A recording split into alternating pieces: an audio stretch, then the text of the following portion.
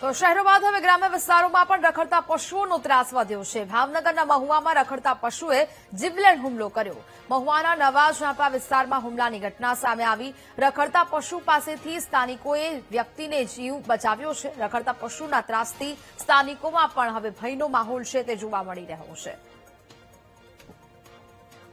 સંવાદદાતા કિશન ફોનલાઈન પર જોડાયા છે। કિશન, મહુવામાં રખડતા પશુએ જીવલેણ હુમલો કર્યાની ઘટના સામે આવી છે, શું વિગત? વાત કરીએ તો ભાવનગર જિલ્લાના મહુવા શહેર ખાતે શહેરના નવા ઝાંપા વિસ્તારમાં આવેલી શાળા નંબર 4 પાસે રખડતી ગાયે અચાનક આતંક મચાવ્યો હતો અને આ આતંકની અંદર એક વ્યક્તિ ઉપર જીવલેણ હુમલો ગાય દ્વારા કરવામાં આવ્યો હતો।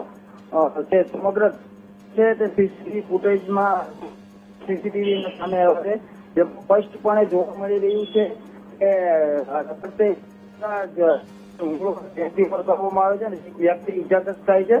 હુમલા દરમિયાન આસપાસના રહીશો છે તે તાત્કાલિક દોડી આવ્યા હતા અને આ વ્યક્તિ છે તેને ગાયના હુમલાથી બચાવ્યો હતો।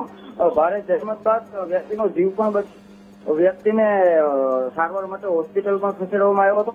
સ્થાનિક લોકો આ ઘટનાને લઈને ભયના માહોલમાં પણ છે અને બીક છે અને એક એવી પણ ચર્ચા ચાલી રહી છે કે સ્થાનિક લોકોએ જે ગાય છે તે હડકાઈ થઈ હોય તેવી પણ એક ચર્ચા સ્થાનિક લોકોમાં જોવા મળી હતી। સમગ્ર તંત્રને લઈને તંત્રની પણ બેદરકારી જોવા મળી રહી છે। રખડતા પશુઓ પર ત્યારે તંત્ર લાવે છે એ પણ લોકોમાં સવાલ ઉભો થયો છે। જી બિલકુલ કિશન, જાણકારી બદલ આભાર।